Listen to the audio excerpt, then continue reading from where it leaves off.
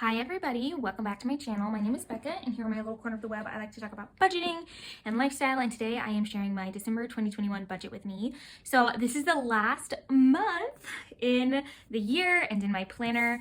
If you haven't seen my videos before, I make these little budget sheets specifically to match my Plum Paper Planner and their monthly sticker subscription kit. So I already started using the stickers for December because I just couldn't wait, so I can show them to you, but they're used a little bit, but it's just a very traditional red and green Christmas, and then some pinks and blues. So I designed this to match. And since it is the end of the year, if you are on the hunt for a new planner, you can check out my Plum Paper Planner flip through. I'll link that up above to see if you are interested in getting that. And if it's your first time purchasing, you can email me for a 10% off discount code. So anyway, let's get into it. So December is a weird month. Last year we had some unexpected income in the form of Christmas gifts and bonuses, but we also had lower income from my husband's self-employment job. So it's hard to know what this year will look like. So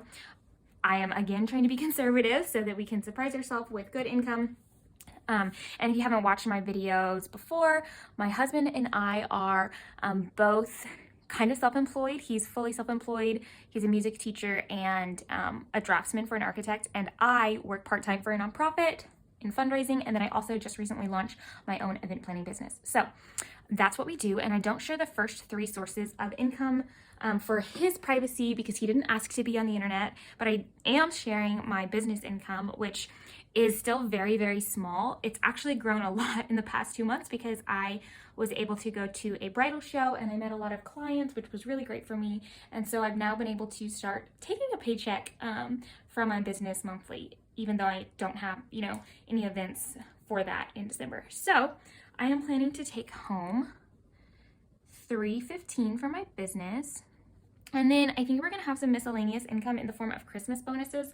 Last year I had some Christmas bonuses and Jared did too. So and just gifts. So I'm planning on $400 of Christmas money with a total income of $5,165. So our first line item or category in our budget is always giving. This is the most important thing to us. So we give back to our church. And I'm planning for $365, and then we give to several other ministries, and those are at $157. So our total plan for the month is $522. And then our bills category, and I write these out ahead of time to save time, but our mortgage is always $1,200. My phone bill, so usually it's been $44, but recently I got an Apple Watch, very exciting, but I added it to my cellular plan, so that's going to be a $10 monthly charge. So my phone bill is on the regular months going to go up to $54, but there was a one-time activation fee of $30. So this month is when that hits the bill. It's a little bit delayed, so it's going to be $84 for my phone bill. And then our Wi-Fi is $71.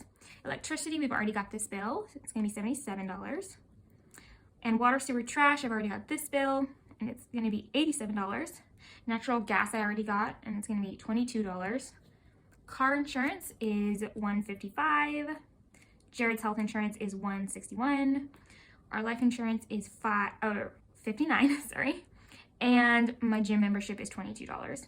And those are all of our regular bills, and they equal out to $19.38 this month. So moving on to expenses, our variable expenses. The first one is groceries and household. And this one we're hoping for, that's my little cheat sheet.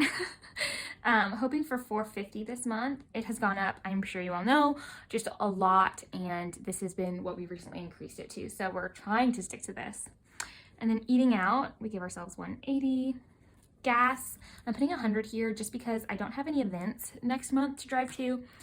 But we are planning to go to my mom's house for Christmas. So that'll be a drive and we'll have to pay extra for gas. So I don't quite know, but I think that'll be enough.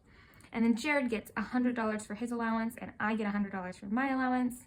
Subscriptions, I think is going to be $60 this month. We don't have anything that's a yearly cost coming up in December. House, I've just been always budgeting a little bit for house things, especially in December. I know that we have a Christmas category, but we recently depleted it extremely. So just in case we want to buy any new like Christmas decorations or things for the house in December, I'm not like giving us a whole lot of money because I don't want us to spend that much, but this is just a little wiggle room in case we need something. And then miscellaneous always gets $100. So the total for that category is $1,140. And those are all of our expenses. And then our sinking funds. So I make this, but I can't fill out the start number until the end of November. So I'm filming this obviously before the month of December starts. And I don't quite know how much we'll have at the end of November moving into December. So I fill that out later. But we're planning to add, for each of these categories, $100 to home maintenance. And we really should be adding $180. But we are just adding this much for now and hoping that we have enough to cover in case some emergency happened. And then renovation, we're really not focusing on any renovations right now, but I feel like there are always little costs. Like last month we hung some shelves, or maybe we'll plant some grass, and I know that those could also be home maintenance, but we are like, because for so long we were doing renovations, I include anything that isn't up, that's not like fixing something broken as a renovation. Like if we're adding something just for value, that's what I consider it. So we're putting $40 towards that category. And then travel. This is our biggest thing that we're working on right now, or like the most amount of money is going towards this, because we have a trip planned. We haven't actually booked anything yet, but we are planning to spend next summer in Europe for 2 months.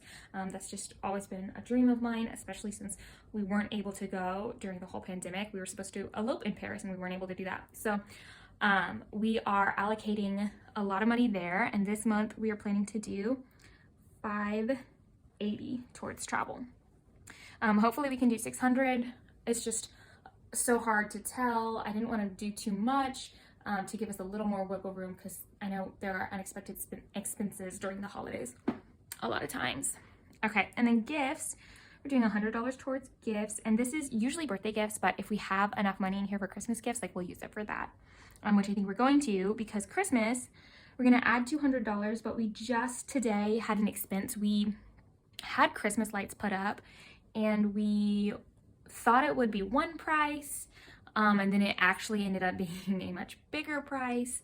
So we kind of depleted our Christmas sinking fund, which my intention had been, you know, to have it be for us. The biggest thing that I wanted to pay for this year was Christmas lights, because this is our first year in a home. So obviously we didn't have those and we wanted some, but I also was hoping that it would cover Christmas gifts, and I don't think we'll be able to cover that with what's left in the fund. So we will need to use some gifts money. We'll see how that plays out.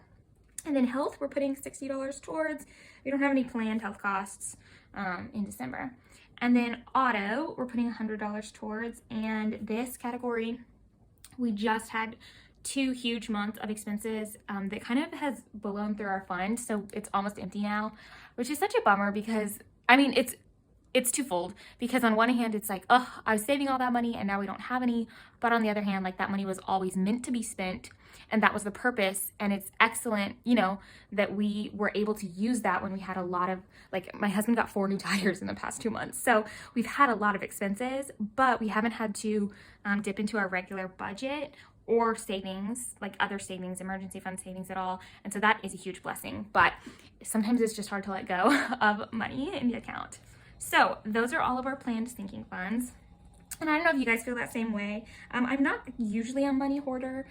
I wouldn't consider myself a huge spender. I mean, you can let me know what you think from my spending habits, but I don't feel like we are savers, or we try to be, but we're not like super penny pinchers. So I was kind of surprised that I was so upset about that. But anyway, our total for sinking funds is $1,180. And then moving on to our savings items. So in our investments category, we are putting $302 in, and I want to be doing more and growing. And hopefully after we A, finish funding our emergency fund at the level we want to, and B, finish with this huge travel goal, we'll be able to do the full, I want to get to 10% savings towards investments for retirement. I want to get up to 15%, but it's just not realistic looking at our budget, because every time I think, oh, we can cut a sinking fund, except for travel, because that one really is just a want. But all the others, like if we didn't if we weren't putting money towards that auto expense, we would have had a huge like out of pocket expense one month. And so it's like these aren't very necessary to our budget. And I feel like we don't have a whole lot of luxuries. Like we definitely don't deprive ourselves, but we're not living large by any means over here. So it's just hard right now, especially since I took a big pay cut when I quit my job, obviously, and in starting my own business, you know, I'm nowhere near the level that I was making, but there is limitless potential for growth. So that's really great. And I don't want to say by any means, I know that for some people this amount would be really great, and I don't want to diminish that. It is just a little harder when I compare myself to all these other people who are doing really great things because they have such large budgets. So get off my soapbox now. Anyway, so we do a zero-based budget. So all of our money in equals all of our money out. So whatever goal that we're working on, which outside of travel is finishing our emergency fund, we put all of our extra income there. So I think we have right now about $8,400, and that's not what we'll go into December with because I haven't done our big end of month transfer, but $8,400, and I want it to be at $10,000, which is I think about 3 months of expenses, plus we keep 1 month of expenses in our checking account just as a buffer because we get paid at weird times being self-employed. So that gives us 4 months of money in our savings account in case something happens. And ideally I want to get even more than that, but this is just, it's kind of a step thing, I feel. And so at the next step, we'll try to take it to 15,000. But so everything that we have left over this month is a whopping, wait for it, $83. So definitely not a huge amount right now. But I'd love to see, we've been overshooting every month, which is great. And I'm hopeful that we can actually put $785 towards it because I think that would finish out our emergency fund at the end of the year. So we'll see what happens. But our total amount to savings is $385, and there is a zero-based budget. So I hope you guys enjoyed this video, and if you are interested in seeing more content like this, make sure you hit the thumbs up button or subscribe, and I will see you guys next time. Bye.